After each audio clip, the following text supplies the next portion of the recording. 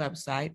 We're going to talk a little bit today about that reopening plan. Obviously, we've been open, but the state of California calls the reopening actually when you have a full grade level of kiddos returning to school at the secondary level, or when you invite back an entire grade level.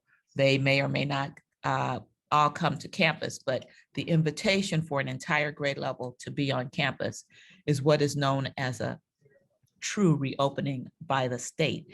And so on April 12th, we will have our reopening after the spring break. And at that time, or as you know, we are inviting back all kiddos. We've sent out the survey. And then what we will do is invite every grade level back, and every grade level will have the opportunity to return to campus 2 days a week, 2 days a week.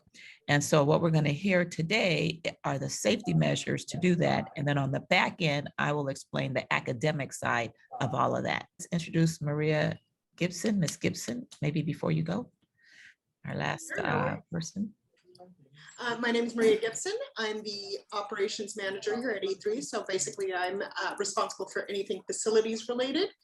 And as Dr. Ward mentioned, I've been the lucky person that sits through all the numerous COVID calls and seminars and conferences to make sure that what we are putting in place keeps everyone safe within the four walls. So my number one priority and job in the last year has been to understand the guidelines and put items in place that will mitigate risk for both our scholars and our staff. Thank you, Ms. Gibson. All right, you see many of us in our college attire today. Today is college day, so we are in those college shirts. All right, okay, so now we're gonna go ahead and share a little bit about the plan. And I'm gonna go ahead and share my screen. And Ms. Gibson, who's our facilities manager, and Dean Bowden will share most of this information. Right, so we always start with the E3 mission because we need to keep a very keen eye on what we are trying to do and accomplish.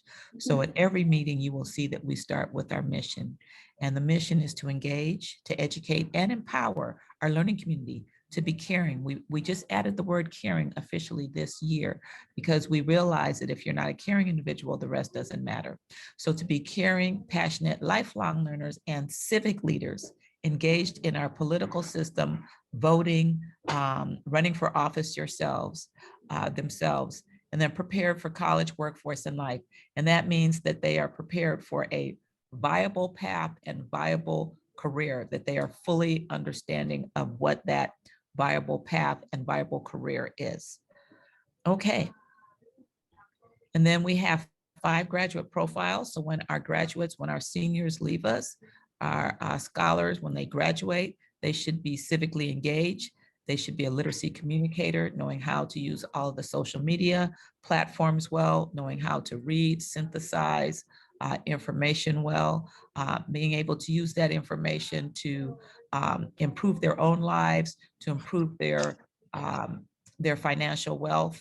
And so literacy communicator, creative and innovative, career competitive, meaning that they are ready to compete for the jobs of 2021 and beyond, and that they are globally engaged.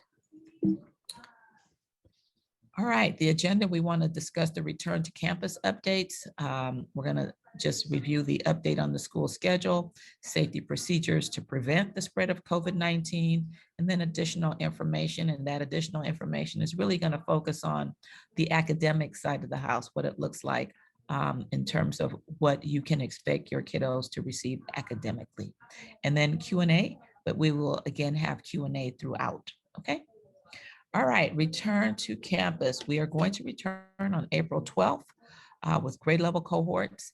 And on the 12th, we have 10th and 11th grades returning to us on that day.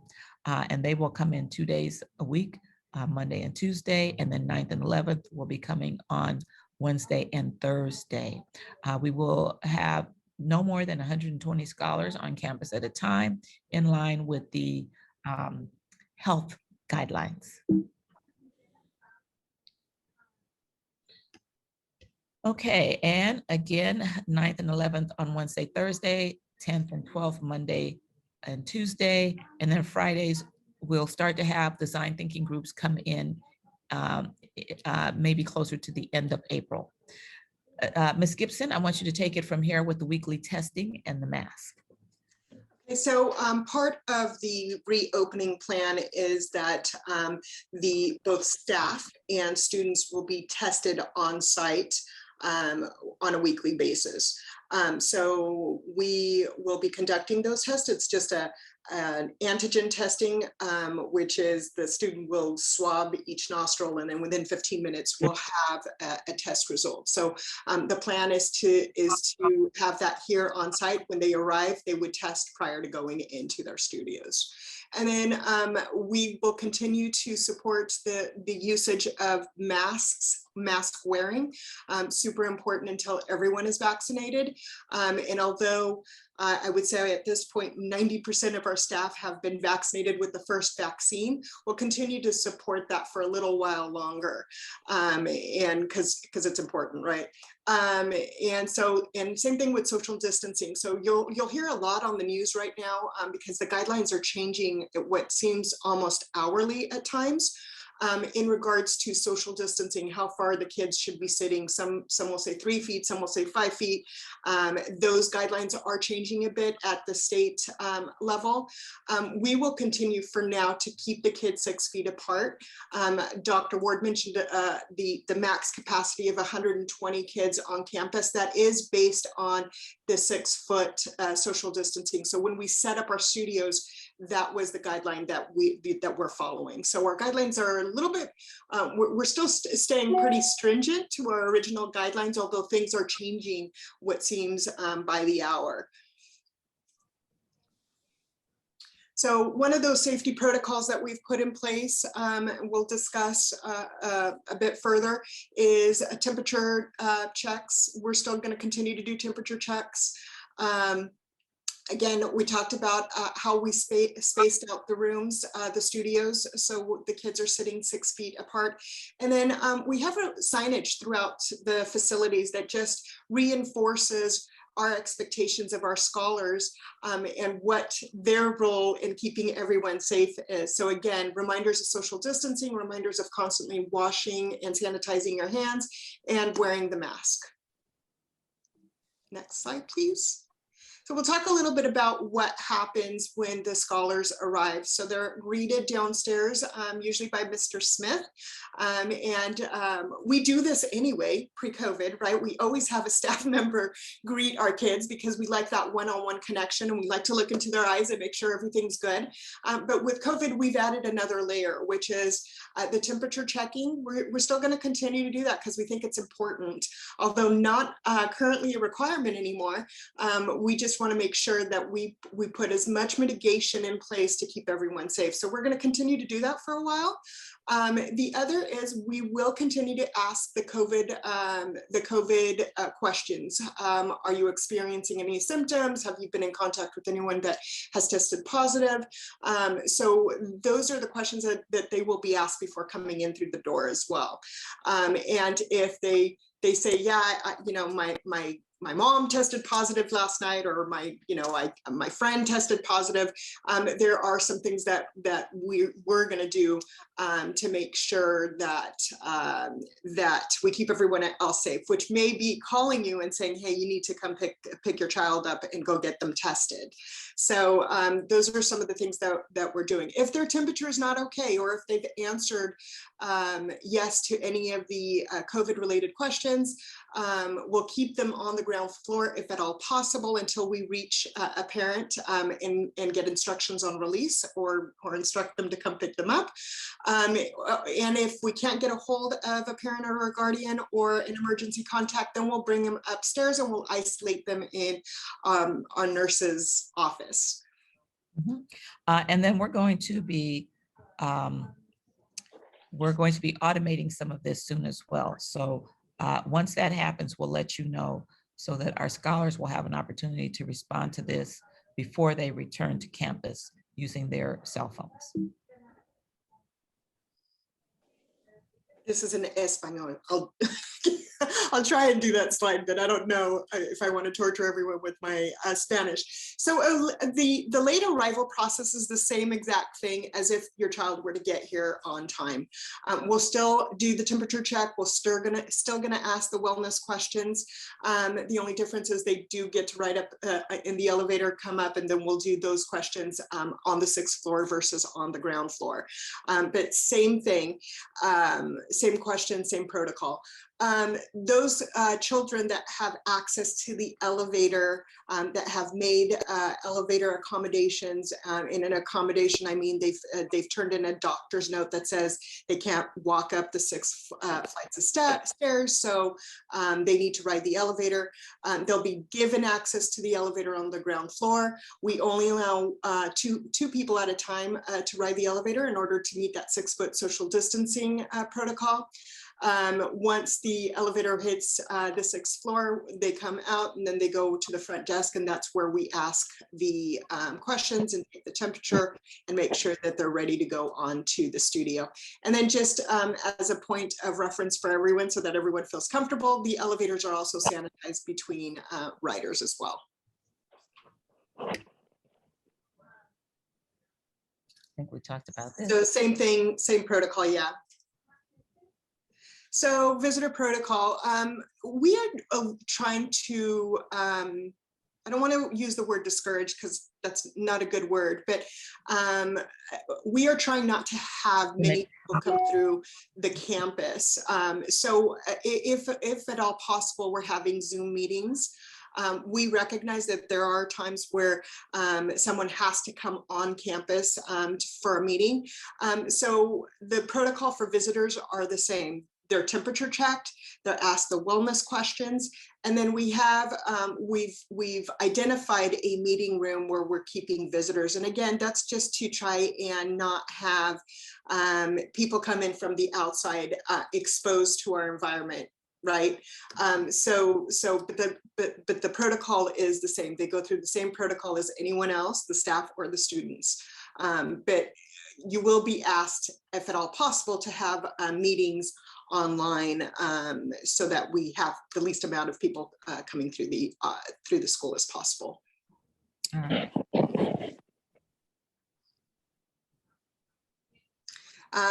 This is the same thing. If they're okay, they're given access. If they're not, then we don't give them access. So what happens if a scholar becomes sick on campus? So if all of a sudden they're in the studio and they start not feeling well and they let their LF know, we'll immediately move them to the wellness center. We limit the amount of people inside that room, obviously. We'll place a sign on the door saying that there's someone in there so that people don't accidentally go into that room. We then we'll call the parent or the guardian and let them know that they're not feeling well. If they're exhibiting COVID-like, and get them tested, or to one of the county locations to get them tested.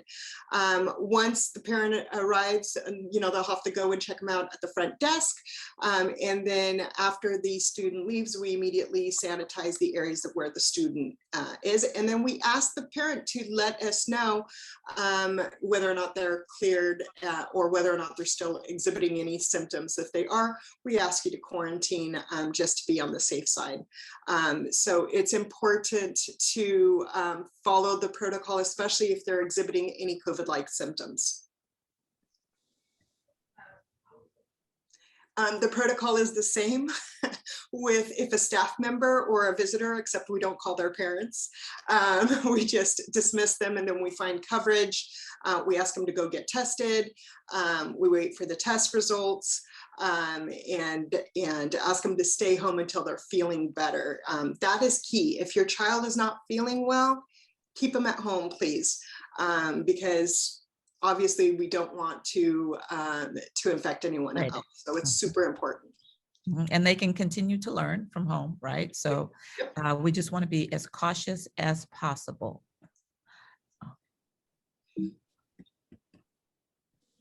I also tell kids that, like, and just a caveat, you know your body, right? I have really bad allergies. At any given time, I may have one of those symptoms because I have allergies, but you know the difference between an allergy and generally not feeling well. So make sure that if you do have allergies, just let us know, so that we're aware of that. And if we don't see him, if we see him sneezing, we don't think it's something other than that. So this is, I already covered this. This is what happens if a staff member becomes sick.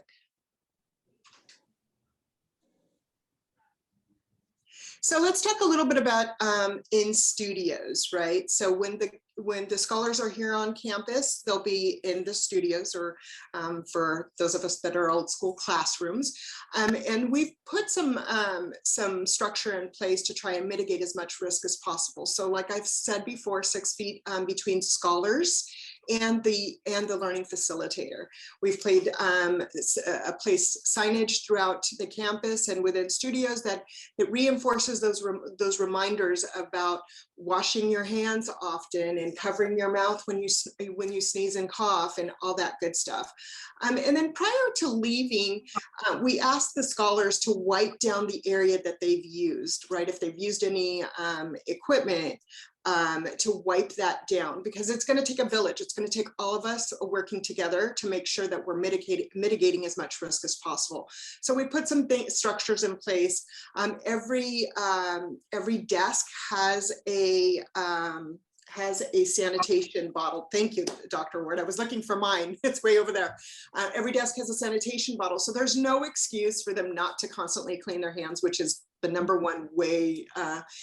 Every classroom also has the wipes to wipe down their equipment and wipe down their desks. So we'll continue to reinforce that messaging so that it just becomes second nature to them.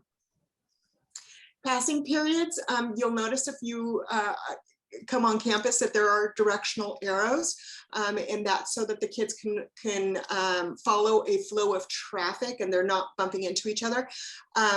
It's also our way of trying to not get them to cluster. They're teenagers, they're social beings. They want us to hug their friend or high five their friend. And we're trying to kind of keep them separate from doing that. And so we've put down some directional arrows and flow of traffic going upon leaving or entering the commons. The scholar will disinfect their hands. Scholar will follow the directional flow between classes. We ask them not to socialize in the hallways, just to keep the flow of traffic moving.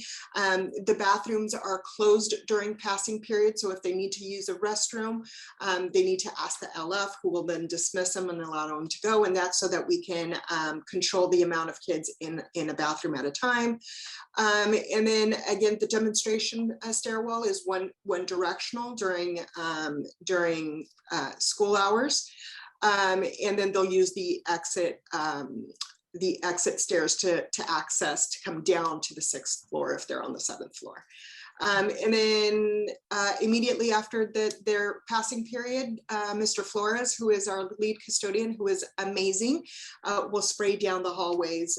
We have this ultraviolet sprayer that is used in hospitals. It's hospital grade, that will go through and will disinfect the hallways as the children move.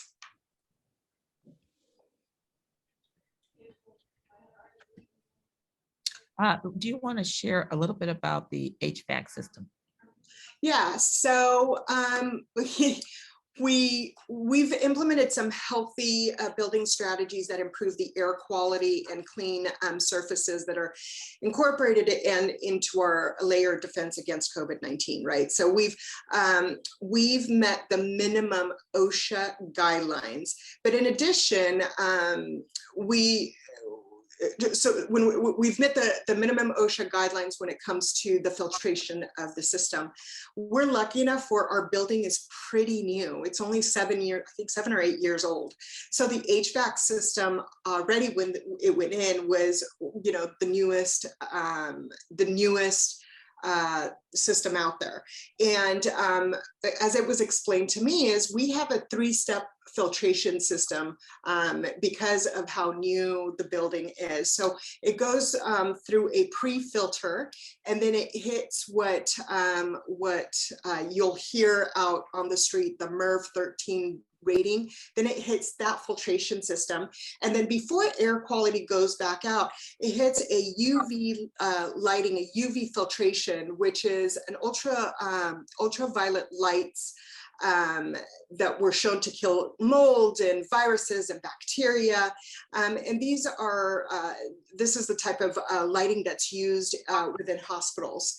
So that's on our filtration system. In addition to, we're lucky enough to be in a building where some of our studios were able to open the windows. So it allows for fresh air to come in. And in addition to, we've adjusted the HVAC system to max capacity, allow fresh air from the outside in.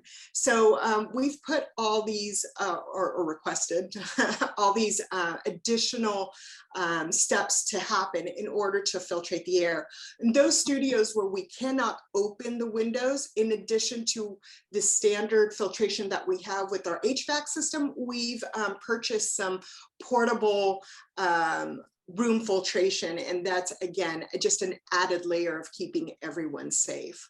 And as a matter of fact, I was kidding with Dr. Ward. We do an update of the building does a replaces the filters once a year. It's a big project that they do, and they did it last year in May.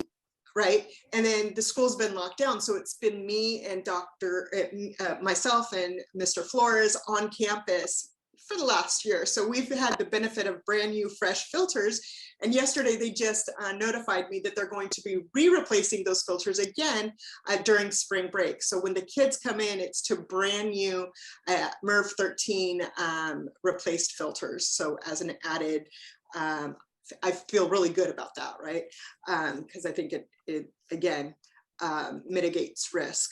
There is no such thing as zero risk, but we're doing everything in our power to keep everyone as safe as possible by these additional things that we've put in place. So I'm just going to jump in quickly and say we have gone above and beyond. The library has gone above and beyond, and they have accepted our requests to put in the new filtration systems, even though there have been few individuals in the library over the last year. And the systems that they put in were meant to protect thousands of people going through the library each day. And so we certainly don't have that. We have maybe 100, 200 people, including those of us here at E3. So they put in the new filtration components, and then Ms. Gibson has gone above and beyond by adding the additional systems in those studios that do not have access to air from outside. So yes, so I don't want you to worry. We've gone above and beyond, and Ms. Gibson loves to spend the money on making sure we have everything we need, the latest everything for sanitizing and prevention of COVID-19. I want you to know that she loves to spend that money, and she's doing a great job at it. Thank you, Ms. Gibson. I get a really bad rap about spending money, but my mindset is, what would I want if my own children came to this school? And then selfishly, I have to work here, so I want to remain protected as well. I don't want to take anything home to my own family. So again, we're putting those things in place to try and mitigate as much risk as possible. And I'll take the bad rap for a while. So lunchtime, the kids have specific areas based on their grade where they're going to be spending lunch. We do have lunch here delivered by San Diego Unified on a daily basis that they have access to. Lunch is getting a little bit better. We went from sack lunches now to warm lunches, so the kids are enjoying that a little bit better in the last week. So we have some additional activity that they can do during lunch. We've invested in some ping pong tables and some giant spike ball, I think, is one of them, and then some giant like Connect Fours, just to get them a little bit out and social, but in areas where it allows for them to add more kids. So we're using the Shiley room upstairs. I don't know if anybody's ever been up there, the 9th grade or the 9th floor party room that the library has. And again, that provides us some additional space. We also use areas like the park and the plaza, which are on the 6th and 7th floor, that are a little bit larger in space. So it kind of gives everybody the leg room and still, again, meet those 6 feet social distancing guidelines. All right, and I'll at this time ask if Mr. Dean Bowden has anything to add. Oh, I have one more thing though.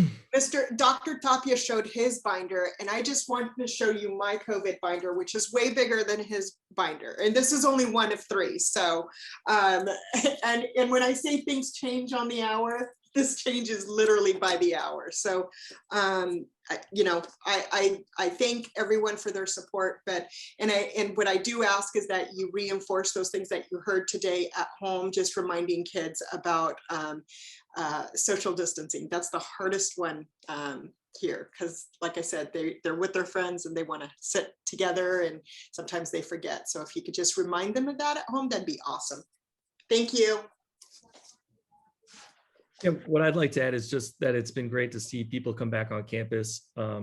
People learn the protocols and the flow relatively quickly, but Maria's correct. When they see each other, it's like magnets. They want to be with each other, and we're social beings, and we understand that. But it's important to reiterate and that the 6 feet means 6 feet for now. But it's been great to see kids come back on campus and engage with each other, whether it be through these games like this or just talking during lunch. All the great things that make E3 what it is comes to life when the kids are on campus. So while there are a lot of protocols and rules and it's different, and people can have different comfort levels when they come back on campus, overall, everybody's been able to find whether it be the space or their comfort level with everything that we have in place. And Dean Bowden, how many scholars do we have now? Can you tell us about the cohorts that you've brought back to school? So right now we have 3 different cohorts on campus, and we have 42 kids on campus each day. And those 3 cohorts at this time have to or up until we came into the red tier, have to remain separate. And so we were operating basically 3 different cohorts in study hubs. You know, they would attend classes by just going online like they were at home. But what they were able to do is kind of start a healthy routine again, get up, get dressed, go to school, get some additional help if they need it from the adults that were on campus, and just get out of the house. You know, some parents just want the kids out of the house. So it was a great way to be able to do that. And what we're looking forward to doing now is allowing more kids to come back on campus, following the guidelines set up by the state and the county, so we can make that available to more kids.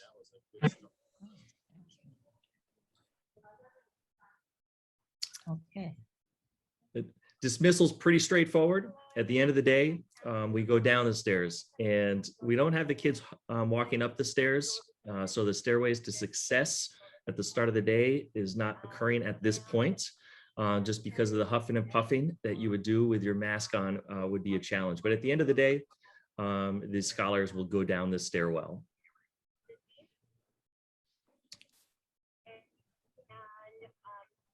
And this is just some more of the information about how it's really important that everybody does follow the protocols. Obviously, we'll give gentle reminders, but if there are people that are blatantly breaking the rules and not making it an environment where people feel comfortable or increasing the risk of transferring COVID, they will no longer be welcome back on campus. So they'll continue to learn from home. Mhm. right? And so then we'll have them off campus for a time until they are prepared to return and follow the on-campus rules. So we're going to be really strict about this because we have to ensure that we do not spread COVID-19, that we do not have it on campus. And knock on wood, we've been very fortunate so far, and we want to continue that success. And then, of course, we want people to be in their professional attire when they come back on campus. And honestly, when I went to put on some of my dress clothes to return back to school, I thought I needed a new belt. So if your children are experiencing something similar, whether they're going one direction or the other in terms of weight or size, that's okay. Get them to campus and then we'll figure things out from there. We've got plenty of attire and whatnot at our site. Okay, all right. And again, we do want them in professional attire. And it's also a mental health reason at this time that we want them in professional attire. We want them to feel like they are back in school, back in the normal space, and that they are professionally prepared for the learning. So part of returning to campus, we have a form that needs to be completed by the parent guardian. And just recognizing that returning to school, there will be a risk, we can't eliminate the risk of contracting COVID. And but also that your scholar will follow the appropriate protocols to make sure that we can be as safe as possible when we are on campus. That form is available in Parent Square and is also in paper copy and PDF form as well.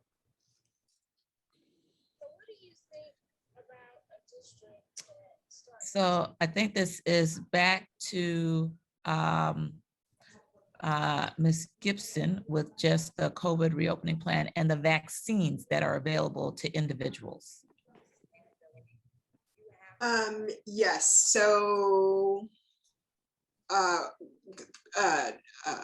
people that currently between the ages of 16 and 64 that are deemed high risk are now eligible to get vaccinated. So I would make an appointment with the San Diego County. If you go on the San Diego County Health website, they have all the information in regards to locations and the process of obtaining those vaccines. Those pre-existing conditions or high risk is anything with related to cancer, asthma, hypertension, cystic fibrosis. So there's a long list there on the screen, but again, contact your medical provider. I'm hearing that some of the insurance carriers now have a large amount of doses, and they're doing their clients, for lack of a better word, or their patients. So please contact them. If you're not being successful there, then contact the county health department. They have a long list of distribution centers, and you'll have to book an appointment. Super important for kids between the ages of 16 and 18 that are here on campus. Let's just get them protected. So if you need any additional information or are having trouble, please reach out to me and I'll get you the contacts that I have. And if you live in an apartment or if you have multi-generations in a family, so if there's scholar, parents, and grandparents, or aunts and uncles, then you qualify at this time to have the whole family 16 and over vaccinated. If there's anyone in the family that's overweight, you qualify at this time to be vaccinated. Again, if you live in apartments and it's a multi-apartment building with lots of different apartments, then you qualify for the vaccine at this time. And we do encourage, I took the vaccine back in January. I got my first vaccination. And so it was important to me to be vaccinated as soon as was humanly possible. I studied the research behind the vaccines, and what I knew from last May was that the vaccine would be available in 3 to 4 months, that they would be having their first set of trials going through by that time. And I knew it because of the research, the science behind these vaccinations. What happened was back in 2011, 2010, 2011 with SARS-1, they began making this vaccine. And so they had the base of the vaccine, and they stopped making SARS-1. They stopped the research because SARS-1 disappeared. And the companies, the pharmaceutical companies, did not want to invest the money if there was no need, additional money if there was no need. So they already had the base for the vaccine. And so then when SARS-2, COVID-19 hit, they had a starting point. They were not starting from zero. And they also had artificial intelligence now that has been very mature. And they also had big data and a lot of technology around running simulations and running tests around different combinations. And so I knew back in May that a vaccine would be coming very quickly. So it was not a surprise to have the vaccines going through the clinical trials or hearing about the clinical trials in October. It was right on time with what should have been done. And that is why, as soon as the vaccine was made available, I had the vaccine. And I was able to get the vaccine also because of what we do here at school. There were only a very few of us on campus working with kiddos at the time. And so those of us on campus work with the kids for mental, physical, and anything else. And so health, that is. And so we were able to get the vaccine right away. And I got my vaccine in January. Okay. So what I'm saying is the science is solid. If you are concerned about the science behind the vaccine, I encourage you to do your research.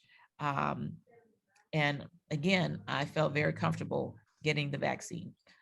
And those with lots of money felt very comfortable beating everybody else in line to get the vaccine. So just something to think about. Okay, any questions from any of that? And then I'll talk a little bit about the academic side of the house.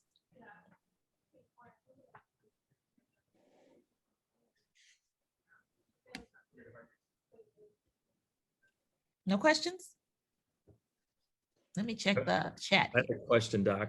What will it look like when the kids are on campus? Are they going to be in their study hubs? Yes, so good. So once the kids come back to campus, they're going to go back into the normal procedures. So they'll be back on campus 2 days a week. They will go to their regular classes when they are back on campus.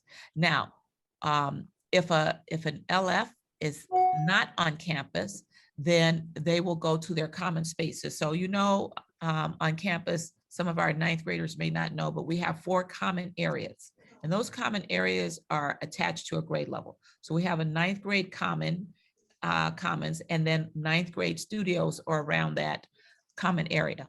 Same in the 10th, 11th, and 12th. So when the kiddos come back, let's say, for example, the ninth graders, most of their classes are in their ninth grade common space. So that means that there are studios right around that ninth grade common space. So they'll go to math, English, and then into biology. They'll have to leave the common space for actually English. Their English LFs are not on campus, so they'll be in their common space for their English time.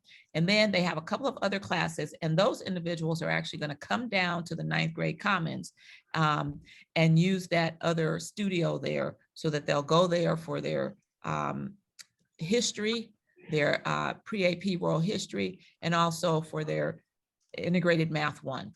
And then they'll leave the area for intro to design, and also for their performing arts classes.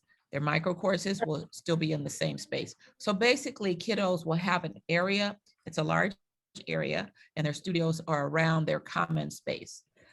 If the LF is not here, then they will, in other words, if the LF is virtual, then they will work with the LF in their common space. Okay, so kiddos will move to their classes for all LFs who are on campus, and then they'll stay in their virtual, in the commons for LFs who are virtual. Now, how will LFs do this?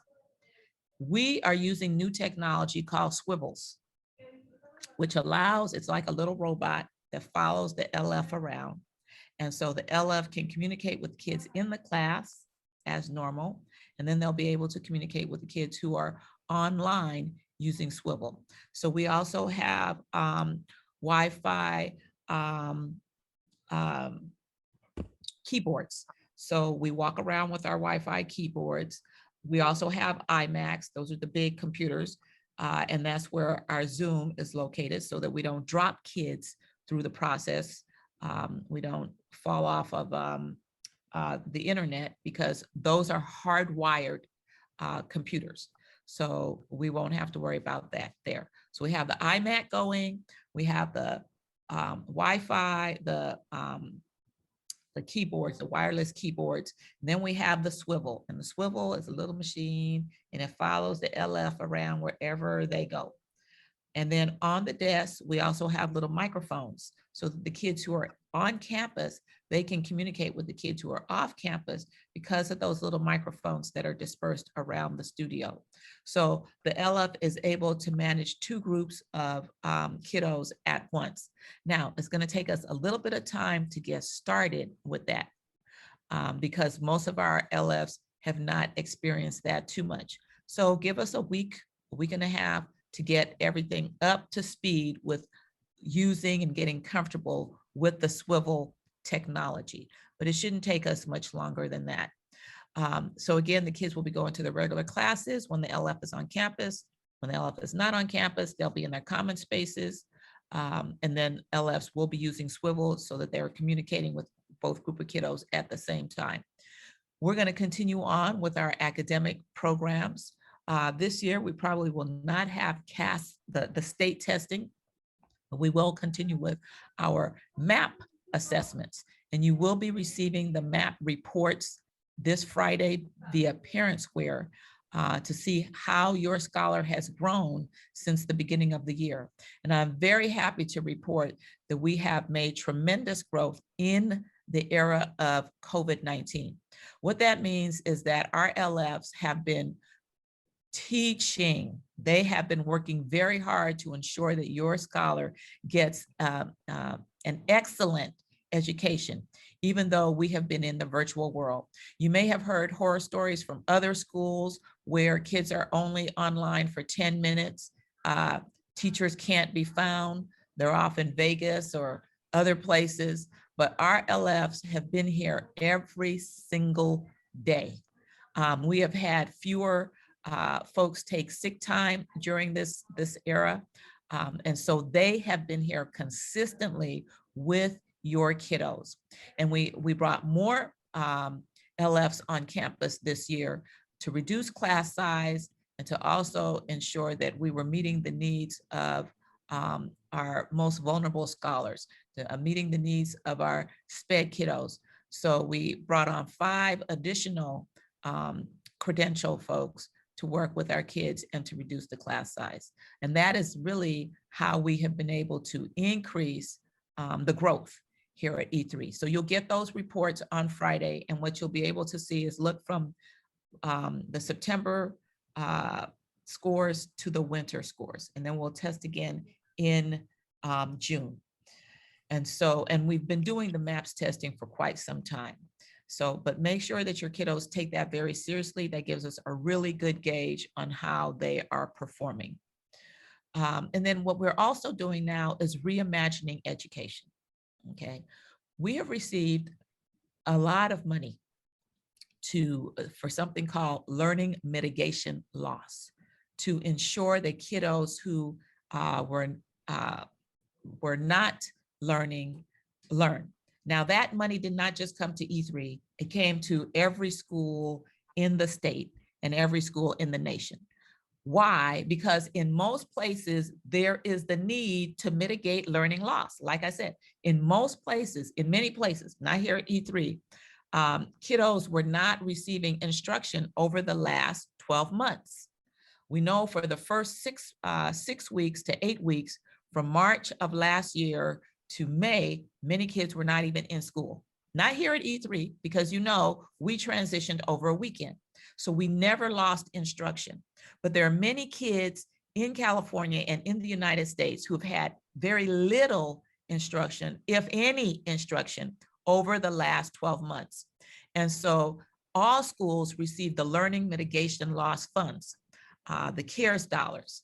And so we received funds last March, and that was to prepare the facility. And Ms. Gibson did an excellent job with Mr. Flores preparing the facility, ensuring to prevent the spread of COVID. And then we are also to prepare the campus so that we do not, so that we can have the social distancing. And the last thing is to recover the learning loss. So all schools received funds for recovering the learning loss. We have not had learning loss, okay? But we still received the money as we should have. And so now we are going to be extending summer school. We're now looking at what we need to do for summer school enrichment.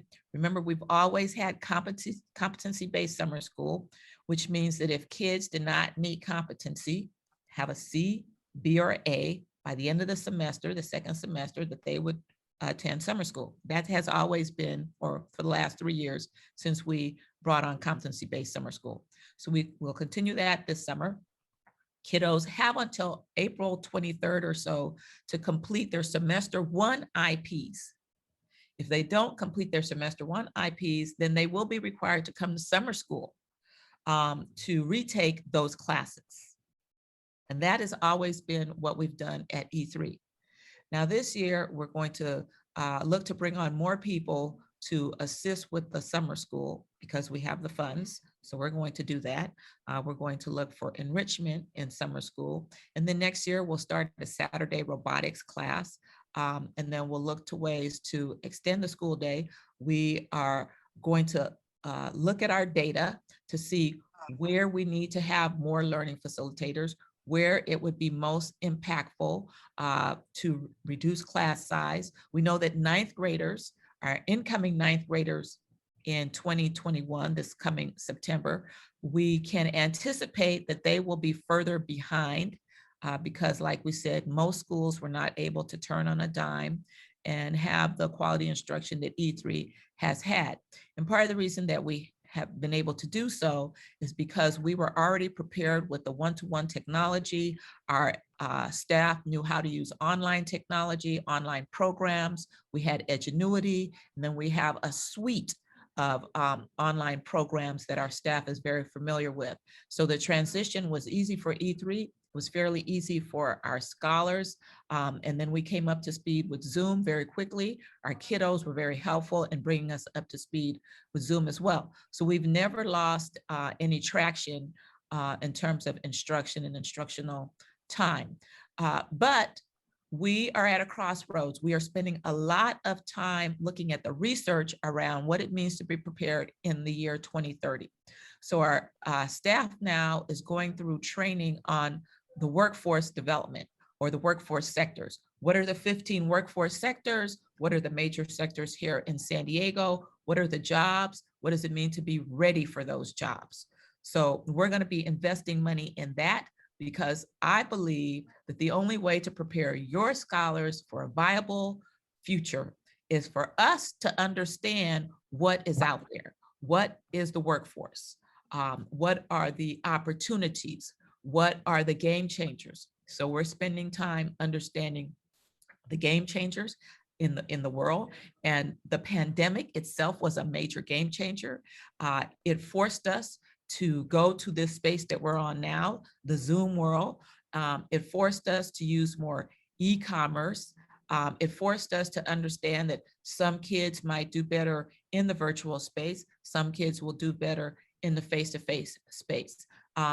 It forced us to look at how we communicate, even with social media. Social media exploded in the last year due to the pandemic and kiddos and adults having to communicate in a virtual world. So those are some of the game changers. Technology is now ubiquitous. At E3, we have a single sign-on, and that means that kiddos don't need to have 15,000 passwords. They just need one. And then they can get into everything, our suite of resources. And then we have back end. Right now we have Mr. Charuti. Mr. Russell left E3. He went into work for a cybersecurity company, a startup company. And we were so fortunate to have Mr. Charuti, who actually came from the software world, software development space, but wanted to teach. And so he left that to come and teach. And so he's here. He's been an LF at E3, and he also has a background in software development. So now he's leading our tech back end. And so as we move forward, we have somebody who understands the workforce, who has been in the workforce, who understands software development, and understands what it means to be a teacher in a tech environment. So he's leading that space for us. And so he'll take us to the next level there. We are having reimagining education meetings. Those happen twice a month. And those meetings are to think about what it means, again, to prepare kids to have a viable future and a viable career. And so we're rethinking what the day looks like. Right now, we're thinking that in the morning, kids will have classes just like they have now, and they will be 60 minutes. Rather than going back to the 84 minutes, we believe that we can get it done in the 60 minutes. We've done that this year, and so we're going to continue to do so. And then the afternoons, they will have a chunk of time, about 2 hours, 2 hours and 15 minutes, or 2 hours and 30 minutes. And during that time, they will have advisory, and then they will have additional time for a number of things that we are looking at. One is more time for their design thinking. One is time to research careers, or to take classes at the community college. Right now, we're working with the community college on what we call concurrent enrollment. That means that you're enrolled here and we can walk over to the community college for other courses, and also dual enrollment. Those are courses that are done here at E3. We're looking at certificate programs. We want all of our scholars to leave with at least one certificate under their belt. So these are the things that we're looking at. We want to make sure we have more scholar voice and choice. This is what the money that the government is giving us was really made for. Most people are not where E3 is. They're not in the place to really begin to reimagine education and take us to the next level. We are fortunate enough to be in that place. We're fortunate enough to have a staff that is flexible, that wants to do the best for kids, and is willing and excited about moving into the next era of education. For those of you who have been joining us for our advisory check-ins, you see that we have a section there on stock market. Now, it's not just about the stock market, it's about innovation. But we had to figure out how to get the kids to buy into thinking about innovation. And the stock market was our way in. So the kids love to hear about building wealth, and we believe that every one of them should begin building wealth right now. As soon as they get their first job, that they open their investment account, and that they begin building wealth immediately, that they understand what it means to build wealth. In the last year, the most wealthiest people have become probably 2 or 3 times as wealthy. And that is why California has so much money, because of the capital gains. We have some of the wealthiest people in Cupertino, in Northern California. And they made so much money in the stock market that we have a boom in money this year, just surprisingly through the market. And so we believe that all kids should have access to wealth building through investment. And so we are continuing to do that. And at the same time, teaching them about innovation. What are the things that are coming down the pipe that they need to be familiar with? What are the mega trends coming down the pipe that they need to understand?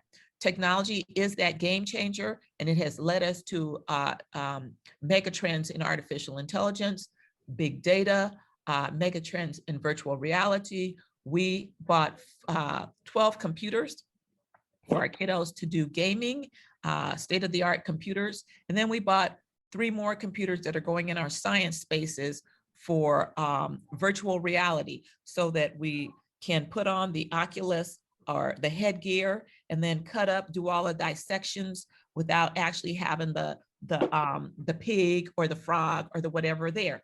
And you can do it virtually. And so we have invested in that. We're going to be investing much more money in that area as well. And then again, with the workforce development, we're bringing in people to talk to our kiddos. We know that genome development is going to be big in the future. And that's why I also felt good with the COVID vaccine, because that's part of the genome development. And that's going to be big moving forward. So we want to stay ahead of the game. We want to know what's coming down in terms of innovation. Dean Bowden, Dr. Tapia, and myself, in the evenings, we're listening to podcasts. We want to know what the innovation is. And we have those conversations on a regular basis. And we don't just have them, to be chewing fat, but to ensure that we're staying in touch with what is coming down the pipe. I just spoke to a superintendent in Denver this morning, and my conversation with him was that we're in a different place. We're not going around in circles with what's been happening for the last 100 years. That is not where E3 is. We are looking to what is in the future, the innovation in the future in the job sectors. And we can only prepare kids for that if we truly understand it. And so that's where we spend our time and our energy. And that's where we will continue to spend our time and energy to ensure that your kiddos are prepared to not only live, but thrive and lead in 2030 and beyond. Questions for us? Anything to add from the team?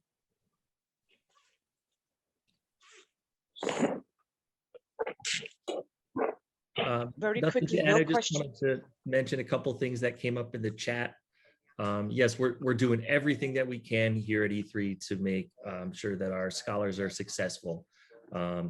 And so one of the things that we're doing is all of the scholars have worked with their individual LFs to populate a catch-up plan, so that going into spring break, they know what they need to focus on to bring their grades up, turning missing assignments, whatever it may be.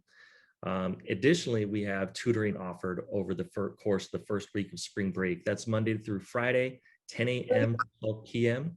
And I put the link for that, those sessions in the chat as well.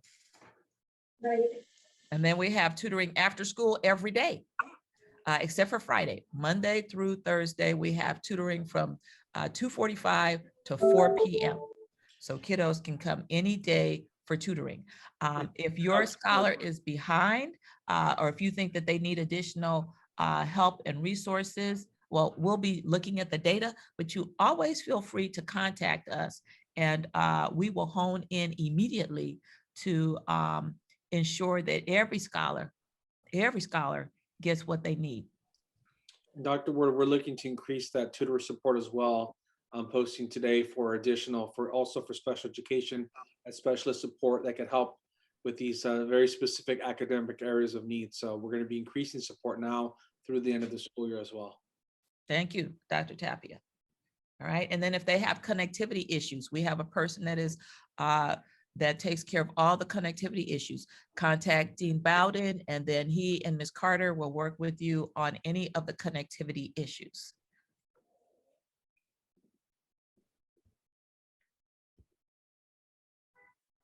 Any other questions? How many LFs will be on campus? 37 adults. 37 to 40 adults will be on campus. Okay. Dr. Wertz, Mhm. how do I know whether my child's LF is returning? Is Well, there a list? There will be a list. Thank you so much. We'll put a list together of LFs who are on campus and LFs who are still in the virtual space. Okay. I do. Mhm. If Who's we that? Oh. decide by if we decide for the scholars to be back to put in virtually, can we do that? If we change our mind or no? You mean if you bring your scholar on campus and then you want them virtually, or they're virtually, which one? Or you want them virtually and then come back to campus later? Which one? No, going on campus and then we decided to put them virtually again. That's fine. You have that choice. Yes. The only thing we are trying to avoid is kids going back and forth, right? Mhm. Because that makes it hard for us to control the environment. So if they try in person and they're seeing that it's not working out and they want to go back to virtually, like Doctor said, we're more than happy to accommodate that. What we can't accommodate is this week I want to be virtually, and then next week I want to be back on campus, and the following week I want to be. It's just too inconsistent and hard to keep all the environment as locked down as possible. Mhm. So if they go back to virtual, then they have to stay virtual until next year. Other questions?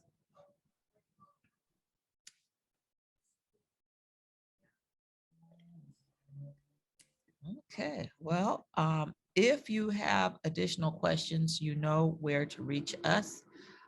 We will be reviewing all of the guidelines with all of the kiddos, those on campus and those who are in the virtual space, on April 12th when they return. And then also for the kiddos who are coming on campus for their testing, that testing will happen once a week as we get started. And then we may increase to twice a week testing as well as we move into the second and third weeks. We will be watching closely what is happening in the community in terms of the spread of COVID. And we know that we all play a part in the spread down by wearing our mask and following the social distancing guidelines, both on campus and off of campus. So we ask that we all do that. We ask that you ensure that your kiddos get exercise. That's going to be very important. We're seeing a number of kiddos who are gaining a lot of weight, and some of that is because they are sitting in the one place all day long. I walk in the morning now. I used to walk just at night, but now I walk in the mornings and in the evenings because it's just that important for us to move our bodies. It affects our mental state as well. So please ensure that your kiddos are getting exercise. Take advantage of the tutoring over the break. Take advantage of the after-school tutoring. If you need additional help, reach out to us. If there's something that we can do for the family or for your scholars, we are here to help and be your partners on this journey with you. Okay? All right. If there aren't any other questions, we thank you for your time. Again, send us an email if something pops up later on today, tomorrow, or thereafter. Okay? So, and as we say at E3, take care of you, take care of each other, and take care of E3.